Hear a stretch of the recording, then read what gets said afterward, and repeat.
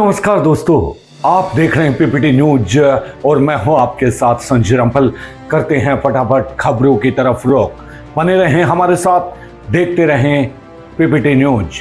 आज देश विदेश भारत की तमाम खबरों की तरफ एक नजर। 15 अप्रैल 2024 वार सोमवार को चैत्र नवरात्रि की सप्तमी तिथि से अप्रैल का तीसरा सप्ताह शुरू हो रहा है। इस दिन मां दुर्गा की 7वीं शक्ति देवी काल रात्रि की पूजा की जाएगी। मौसम विभाग ने हिमाचल समेत 10 राज्यों और केंद्र शासित प्रदेशों में 15 तक ऐसे ही मौसम रहने की चेतावनी दी है। जम्मू कश्मीर और हिमाचल प्रदेश समेत पश्चिमी हिमालय क्षेत्रों और उत्तर भारत के मैदानी इलाकों में एक बार फिर मौसम का मिजाज बदल गया है। शनिवार को पहाड़ों से लेकर मैदानी इलाकों में मूसलाधार बारिश और बर्फबारी हुई थी। कई क्षेत्रों में आंधी तूफान से स्थिति और खराब हो गई। कुछ जगहों पर बिजली गिरने की भी खबर सामने आई, हालांकि इसमें कोई हताहत नहीं हुआ। मौसम विभाग ने हिमालय सहित 10 राज्यों और केंद्र शासित प्रदेशों में 15 तक ऐसे ही मौसम रहने की चेतावनी दी है। भारतीय मौसम विभाग IMD ने बताया कि मौसम में यह बदलाव ईरान के ऊपर बने पश्चिमी विक्षोभ के क्षेत्र के कारण आया है। अरब सागर से नम पश्चिमी हवाएं भी चल रही हैं। इससे जम्मू कश्मीर, लद्दाख, हिमाचल, उत्तराखंड के पहाड़ी और मैदानी इलाकों में भी बर्फबारी और बारिश हुई है। बात करें पंजाब, हरियाणा, चंडीगढ़, दिल्ली, उत्तरी राजस्थान, मध्य प्रदेश में भी कहीं हल्की तो कहीं मूसलाधार बारिश हुई है। ओले गिरे हैं और तेज हवाएं चली हैं। डॉक्टर भीमराव अंबेडकर जयंती मनाई। पुष्पांजलि अर्पित कर बाबा साहेब के योगदान को याद किया। भारतीय संविधान के जनक डॉक्टर भीमराव अंबेडकर की 133वीं जयंती पर उनकी प्रतिमा पर पुष्पांजलि अर्पित की। इस दौरान विचार गोष्ठी का भी आयोजन किया गया।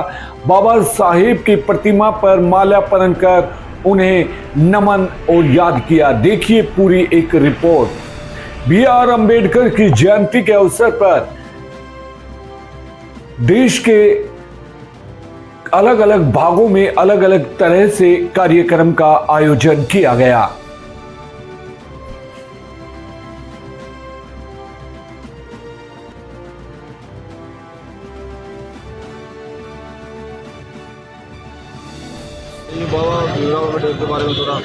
आज बाबा साहब भीमराव अंबेडकर की जयंती है। उनको जो है ना ये जयंती सारे विश्व में, देश में क्या सारे विश्व में धूमधाम से मनाई जा रही है। यहाँ भी बड़ा अच्छा प्रोग्राम किया गया है। बाबा साहब ने जो है ना दलितों, गरीबों, वंचितों का बहुत ही उद्धार किया अपनी कलम से। उन्होंने जो संविधान लिखा उसमें उन्होंने बहुत ही सुंदर ढंग से इनको अधिकार दिलाए। यहाँ तक नहीं, सिर्फ दलितों का ही नहीं, उन्होंने नारी के लिए ऐसे दरवाजे खोल दिए कि नारी आज हमारे देश की प्रधानमंत्री भी रही है, राष्ट्रपति फिलहाल में है, और DC, SP सब जगह नारियों का बराबर का हक है। ये बाबा साहब की देन है। हम उनको सत सत नमन करते हैं और उनके बताए हुए मार्ग पर चलने का पूरा प्रयास करते हैं। आज हमारे भारत रत्न बाबा साहब भीमराव अम्बेडकर का 134वां जन्मदिन है और आज हमारा जो देश के सबसे पहले कानून मंत्री और संविधान निर्माता का जयंती के ऊपर हमें बड़ी खुशी है। आज हमारा भारतवर्ष का सबसे महान आदमी का जन्मदिन है। संविधान के अनुसार सभी 36 बरादरी, हर जाति, हर धर्म को एक समानता, राजनीतिक समानता हो, आर्थिक समानता हो, सामाजिक समानता का अधिकार देने का काम बाबा भीमराव अम्बेडकर ने किया था। ऐसी महानुभूति कोई कई पीढ़ियों के अंदर एक आध पैदा होती है। उनको आज सत सत नमन करते। मैं राजेश रावर्दी, हरियाणा रोडवेज का डिपो का प्रधान हूँ, स्टेट का ऑडिटर हूँ। और आज हमारे आदरणीय बाबा भीमराव अंबेडकर की 134वीं जयंती है और हम इसको हर साल बड़ी धूमधाम से मनाते हैं। अब की बार हमने एक भंडारे का भी आयोजन किया है जो 1 बजे शुरू होगा। और बाबा साहब की हम आते हैं तो नीतियों के ऊपर हम चर्चा करते हैं और ये कहते हैं कि जो बाबा साहब ने हमें आदेश दिए थे कि भी संविधान की रक्षा करनी है, संगठित रहना है, शिक्षित बनना है, संघर्ष करना है, इन मार्गों पर चल रहे हैं। मैं एक बात सर्व समाज को कहना चाहूँगा कि जो बाबा साहब थे वो अकेले दलित समाज के नहीं थे, उन्होंने पूरे हिंदुस्तान का नहीं बल्कि पूरे विश्व में एक क्रांति पैदा की थी, जिसका उनका उद्देश्य ये था कि भी सभी सम्मान जीवन जिए। जिसमें महिलाओं के साथ बड़े अत्याचार होते थे, बाबा साहब महिलाओं को भी आगे लाए, उनके लिए भी उन्होंने संविधान में अलग से बात रखी। जो दलित थे, नीचे थे, उनको भी सम्मान लाने के लिए उनको बात रखी। जो किसान थे, मजदूर थे, उनको भी सम्मान लाने की बात रखी। तो बाबा साहब किसी एक समाज के न करके पूरे समाज के हैं, पूरे हिंदुस्तान के हैं, पूरे विश्व के हैं। अमेरिका में तो उनको बाबा साहब की प्रतिमा लगाई हुई है संसद में, उनको एक नॉलेज मानते हैं शिक्षा की कि भी ये जितना शिक्षित कोई आदमी पूरे विश्व में नहीं हुआ। तो मैं तो सभी सर्व समाज से अनुरोध करूँगा कि खुद और अपने बच्चों को बाबा साहब की जीवनी के बारे में जरूर बताएं, उनको पढ़ाएं, ताकि बच्चे एक नई दिशा हासिल करके और इस देश को ऊपर ले जा सकें। हम आज इस जयंती पर, बाबा साहब की जयंती पर उनको सत सत नमन करते हैं और सभी हमारे देशवासियों को हार्दिक शुभकामनाएं देते हैं। वहीं आपको बता दें कि BR अंबेडकर की जयंती के अवसर पर भी भारतीय जनता पार्टी भाजपा ने 2024 लोकसभा के चुनाव के लिए अपना घोषणा पत्र, संकल्प पत्र जारी किया है। इस कार्यक्रम में प्रधानमंत्री नरेंद्र मोदी, भाजपा अध्यक्ष JP नड्डा और रक्षा मंत्री राजनाथ सिंह उपस्थित थे। नड्डा ने मोदी सरकार के ग्रामीण विकास प्रयासों की सराहना की, जबकि सिंह ने पिछले वादों की पूर्ति की प्रशंसा की। मोदी की गारंटी थीम पर आधारित इस घोषणा पत्र में 60,000 गांवों को सड़कों से जोड़ने और 1.2 लाख पंचायतों को ऑप्टिकल फाइबर से जोड़ने जैसी उपलब्धियों का उल्लेख है। साथियों, भाजपा का संकल्प पत्र देश को आत्मनिर्भरता की तरफ ले जाने वाला है। डिफेंस सेक्टर हो, एडिबल ऑयल हो, एनर्जी इंपोर्ट हो, भारत कब तक दूसरे देशों पर निर्भर रहेगा? आज हम एनर्जी को इंपोर्ट करने के लिए लाखों करोड़ रुपए का फॉरेन एक्सचेंज खर्च करते हैं। इसलिए भाजपा का बहुत बड़ा फोकस ग्रीन एनर्जी और एनर्जी में आत्मनिर्भरता पर है। इसलिए पेट्रोल में इथेनॉल की ब्लेंडिंग हो, ग्रीन हाइड्रोजन हो, रिन्यूएबल एनर्जी हो, गोवर्धन हो, बायोफ्यूल हो, सभी क्षेत्रों में और अधिक तेजी लाई जाएगी। ये हमें आत्मनिर्भर बनाने के साथ ही पर्यावरण की दृष्टि से भी देश को सुरक्षा प्रदान करेगा। इससे देश में बड़ी संख्या में ग्रीन जॉब पैदा होंगे,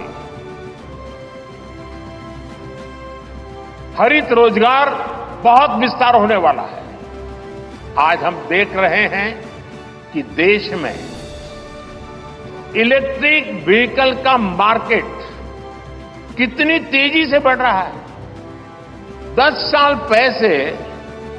साल पहले एक साल में सिर्फ 2000 इलेक्ट्रिक व्हीकल बिके थे। एक साल में 2000, जबकि पिछले ही साल 17 लाख से ज्यादा इलेक्ट्रिक व्हीकल बिके हैं। पूरे देश में चार्जिंग स्टेशंस हो और जरूरी इंफ्रास्ट्रक्चर बनाए जा रहे हैं और ई व्हीकल का इतना बढ़ाव होने वाला है, तो मैंने घर में भी जैसे PM सूर्य घर से जोड़ करके घर में भी चार्जिंग स्टेशन और मुफ्त में ट्रैवलिंग, उस दिशा में भी हम बढ़ रहे हैं।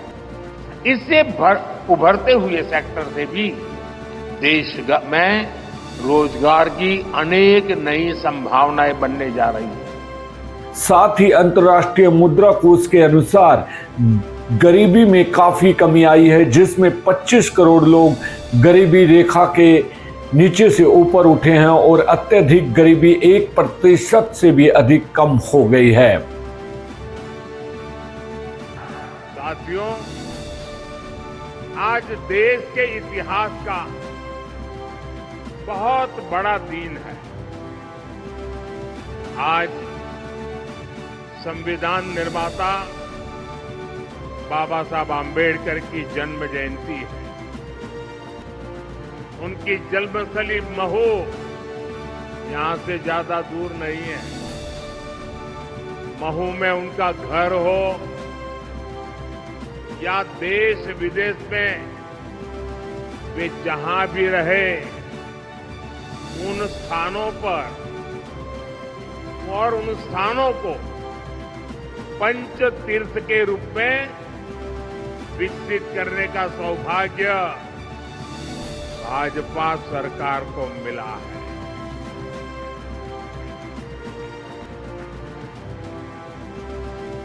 जो सम्मान कांग्रेस पार्टी ने उनको कभी नहीं दिया, वो सम्मान करने का सौभाग्य हमें मिला है। और कांग्रेस जैसी पार्टियों ने हमेशा बाबा साहब को अपमानित करने का ही काम किया है। बाबा साहब ने जो संविधान बनाया है, उसके कारण ही आज गरीब मां का ये बेटा मोदी आपसे तीसरी बार सेवा का आशीर्वाद मांग रहा है।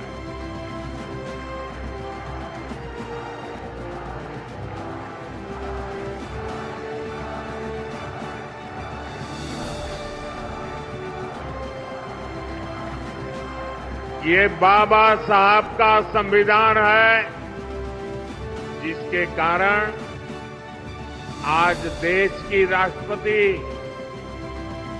एक आदिवासी परिवार की बेटी है। जिस समाज को सबसे अंत में पूछा गया, जिसको वंचित रखा गया, उस समाज की बेटी आज देश की राष्ट्रपति के रूप में पहली नागरिक है। हमने बाबा साहब को सिर्फ विचारों तक सीमित नहीं रखा, बल्कि आधुनिक भारत में उनके योगदान को नई पहचान दी है। आप मोबाइल फोन से जो डिजिटल पेमेंट करते हैं ना, उस डिजिटल पेमेंट जो योजना है, उसका नाम भीम यूपीआई है। ये भीम यूपीआई बाबा साहब के नाम पर हमने रखा है। अब बात करते हैं उत्तर प्रदेश के मुख्यमंत्री योगी आदित्यनाथ ने उत्तराखंड भाजपा प्रत्याशी अनिल बलूनी के समर्थन में जनसभा को संबोधित किया। उन्होंने कांग्रेस के एजेंडे को स्वार्थ और देश के विघटन का बताया। योगी ने उत्तराखंड की सुरक्षा और विकास की बात की और नक्सलवाद के समाप्त होने की उम्मीद भी जताई है। जानकारी के लिए आपको बता दें कि अनिल बलूनी ने योगी के उत्तर प्रदेश में किए गए सुशासन की प्रशंसा की और लोगों से भाजपा को समर्थन देने की भी अपील की गई है। एक तरफ नेशन फर्स्ट के साथ मोदी जी है और दूसरी तरफ कांग्रेस नेतृत्व में फैमिली फर्स्ट को लेकर के इन लोगों की कोई प्राथमिकता नहीं। इनके समय युवा बेरोजगार होता था, आज युवा के लिए रोजगार की व्यवस्था है।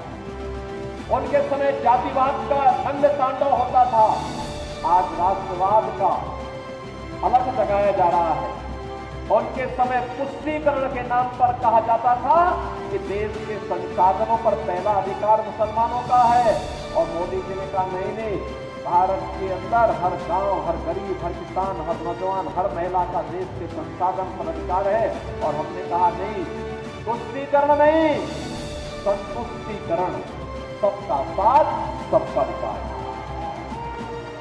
बहनों और भाइयों, सुरक्षा का मॉडल ऐसा 2014 के पहले पाकिस्तान या देश का दुश्मन कहीं भी भारत की सीमा का अतिक्रमण कर देता था, लोग आंखें बंद कर देते। आज क्या स्थिति है? अगर कहीं कोई पटाखा तेजी से फट जाए ना, तो भी पाकिस्तान सफाई देता कि देखो हमारा हाथ नहीं है, क्योंकि इसे मालूम है कि अगर वह समय रहते नहीं दिया और कहीं भौएं तन गई तो न जाने कहां एयर स्ट्राइक हो जाए, लेने के देने पड़ जाएंगे उसको। नक्सलवाद समाप्त, कश्मीर में भारत 370 समाप्त, आतंकवाद की जड़ पर अंतिम उसकी ताबूत पर अंतिम चीज ठोकने का काम भी कर दिया गया। और कैसे सुरक्षा का मॉडल होना चाहिए। लोग कभी कभी कहते हैं मुझे उत्तर प्रदेश में ऐसा तो नहीं कि अपराधी और माफिया के खिलाफ कार्रवाई होगी उत्तराखंड की तरफ जाएंगे। अरे हमने कहा और कोई लाइक ही नहीं छोड़ेंगे तो उत्तराखंड में जा सकेंगे।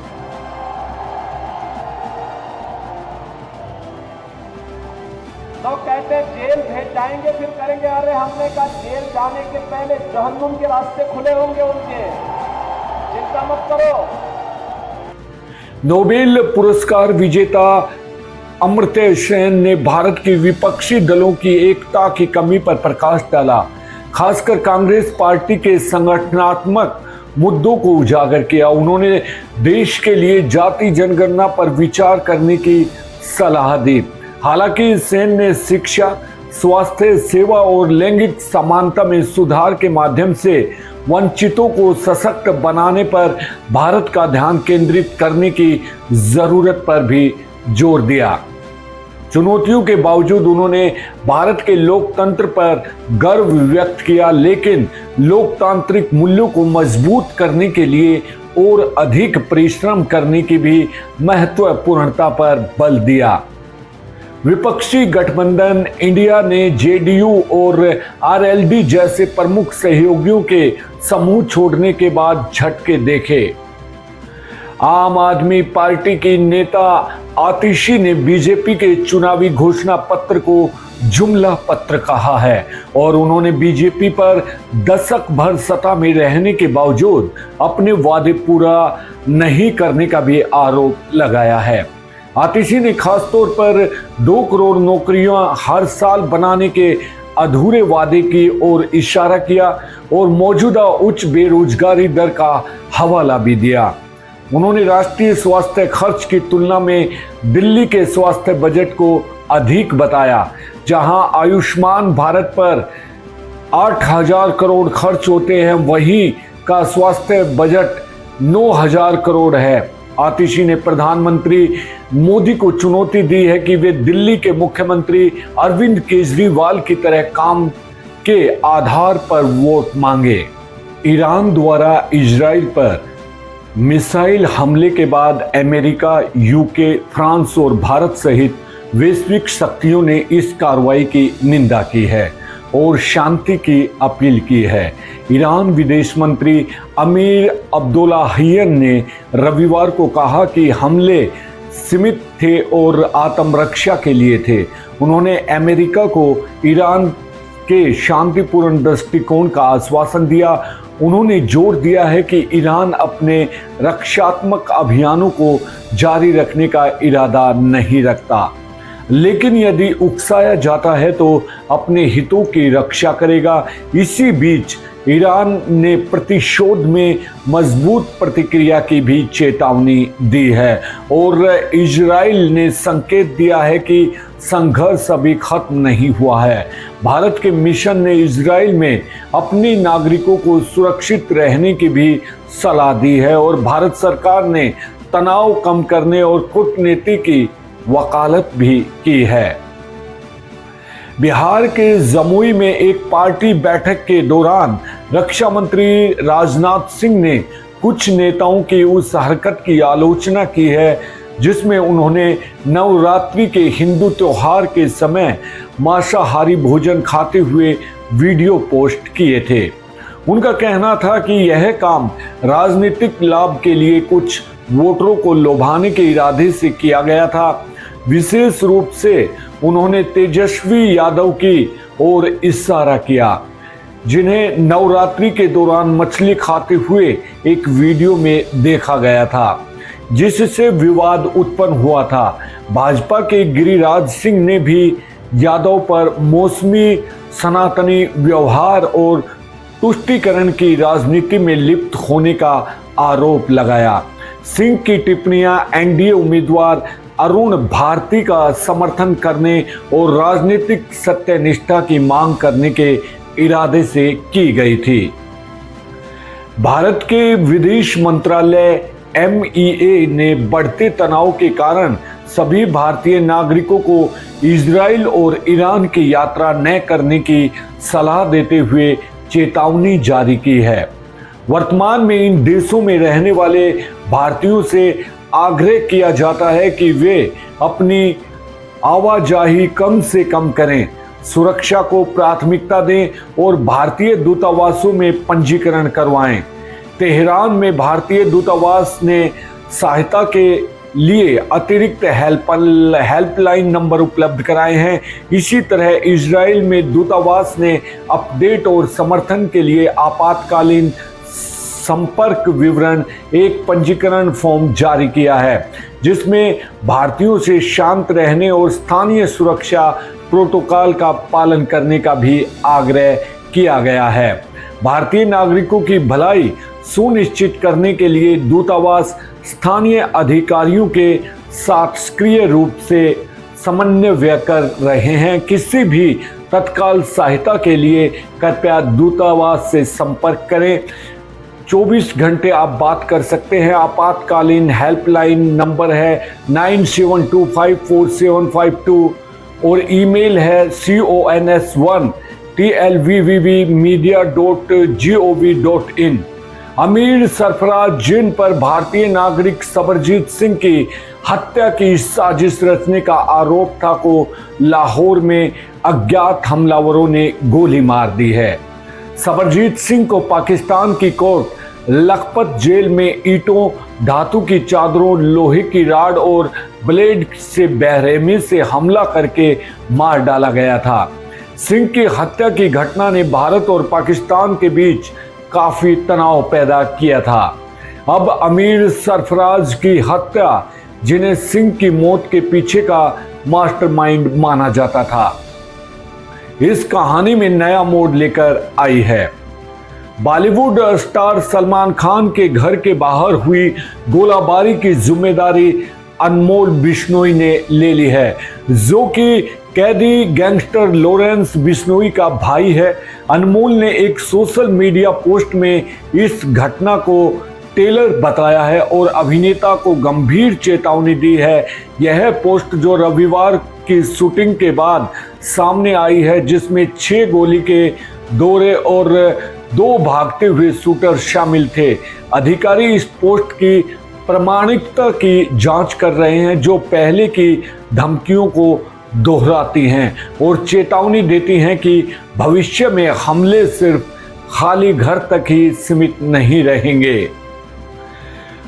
मुंबई की अभिनेत्री संजना सांघी, जो दिल बेचारा, राष्ट्र कवच, ओम और धक धक जैसी फिल्मों में अपने काम के लिए जानी जाती हैं, रविवार को इंस्टाग्राम पर अपनी फ्लोरल ड्रेस में तस्वीरें साझा की। उन्होंने नीली फूलों वाली छोटी ड्रेस पहनी थी और ट्रांसपेरेंट हील्स के साथ अपने स्मार्ट लुक को पूरा किया। संजना ने नेचुरल मेकअप लुक अपनाया और बालों को खुला रखा है। उन्होंने इस पोस्ट को समर वर्क डेज के रूप में कैप्शन दिया है। अब बात करते हैं सलमान खान के घर के बाहर फायरिंग पर पिता सलीम खान ने तोड़ी चुप्पी। वो बस पब्लिसिटी चाहते थे। गैलेक्सी अपार्टमेंट में हुई फायरिंग के बाद घटना पर सलमान खान ने तो अभी तक कुछ नहीं बोला, लेकिन उनके पिता सलीम खान का रिएक्शन जरूर सामने आया है। उन्होंने फैंस को परेशान ना होने को कहा है। सलीम खान ने कहा है कि कुछ भी बताने को नहीं है, बस वो एक पब्लिसिटी चाहते थे, परेशानी की कोई बात नहीं है। दबंग सलमान खान एक बार फिर जानलेवा हमले की कोशिश हुई है। 2 अज्ञात बाइक सवारों ने रविवार तड़के 4:50 पर एक्टर के घर गैलेक्सी अपार्टमेंट के बाहर फायरिंग की। 5 राउंड फायरिंग की, 1 गोली नीचे गिरी, बाकी 3 दीवार पर और 1 गोली बालकनी के नेट को चीरते हुए घर के अंदर घुसी। हालांकि कोई हताहत नहीं हुआ है। सलमान और उनका परिवार बिल्कुल ठीक बताया जा रहा है, मगर इस घटना ने फैंस के रोंगटे खड़े कर दिए हैं। हर कोई सलमान खान को लेकर परेशान हो रहा है। फिल्मों और राजनीतिक जगत से एक्टर के करीबी लोग उनके घर मिलने के लिए पहुंच रहे हैं। इस पूरी घटना पर सलमान खान ने तो अभी तक कुछ नहीं बोला, लेकिन उनके पिता सलीम खान का रिएक्शन सामने आया है। उन्होंने फैंस को परेशान ना होने के लिए भी कहा है। सलीम खान ने तोड़ी चुप्पी से बातचीत में जब बताया एक इंटरव्यू में, तो उन्होंने कहा कि सताने वाली कोई बात नहीं है, ये एक पब्लिसिटी चाहते थे, परेशानी की कोई बात नहीं। सलीम खान ने अपने बयान में साफ कर दिया है कि सलमान खान को नुकसान पहुंचाने वाले उनके नाम से बस पब्लिसिटी कमाना चाहते हैं। सलीम खान हर मौके पर बेटे की ढाल बनकर खड़े रहे हैं। सलमान के करीबी दोस्त और राजनेता राहुल कनल ने भी उनसे मिलने के बाद उनकी खैरियत के बारे में बात की। उनका कहना है कि सलमान एकदम ठीक हैं, भाई को इससे कोई फर्क नहीं पड़ता। सलमान खान की बिल्डिंग में रहने वाले फिल्म मेकर ने क्या कहा वो भी हम आपको बताते हैं। उन्होंने एक इंटरव्यू में बातचीत करते हुए बताया कि डायरेक्टर प्रेमराज सोनी, जो कि उसी बिल्डिंग में रहते हैं, उन्होंने इस घटना पर रिएक्ट किया। वो कहते हैं कि सलमान बिल्कुल ठीक है, हमें पुलिस की टीम पर पूरा भरोसा है, सभी चीज़ों का ख्याल रखा जा रहा है, चीज़ें कंट्रोल में है, घबराने की कोई बात नहीं। जब बिल्डिंग पर फायरिंग हुई है हम सब डर गए थे, लेकिन ईमानदारी से कहूँ तो हमें अथॉरिटी पर भरोसा है, हम सब सुरक्षित हैं। किसने ली फायरिंग की जिम्मेदारी ये भी हम आपको बताने वाले हैं। सलमान के घर पर हुई फायरिंग को लेकर एक फेसबुक पोस्ट सामने आया है। इसे अनमोल बिश्नोई के अकाउंट से किया गया है। दावा है कि गैलेक्सी अपार्टमेंट पर लॉरेंस बिश्नोई के भाई अनमोल ने फायरिंग करवाई है। हालांकि लेकिन पीपीटी न्यूज इसकी पुष्टि नहीं करता। पोस्ट में लिखा है, हम अमन चाहते हैं, जुल्म के खिलाफ फैसला अगर जंग से हो तो जंग ही सही। सलमान खान, हमने यह तुम्हें ट्रेलर दिखाने के लिए किया है ताकि तुम समझ जाओ हमारी ताकत को और हमें मत परखो। यह पहली और आखिरी वार्निंग है, इसके बाद गोलियां खाली घर पर नहीं चलेंगी।